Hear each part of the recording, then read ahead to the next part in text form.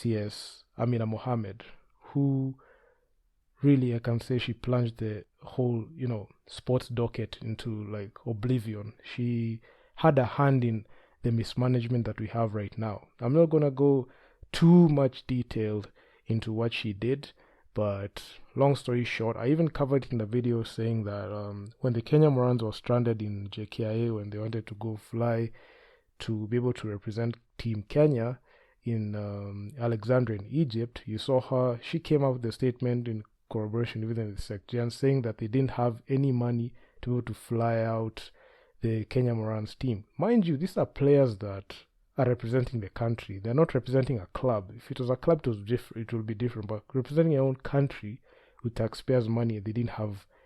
They didn't even. There was not even that certainty that they're going to fly out. And the puzzling thing was, I didn't even cover this, but I'm just going to mention it right here.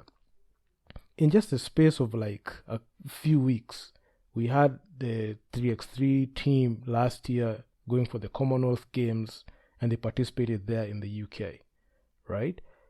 How is it that there was money kept set aside for that, but there wasn't money set aside for the team Morans? So that was a very huge question that I said that I had even at the time. But when you had like the arguments, they were saying like they didn't have the budget was run out. The next month was the election. The financial year has ended.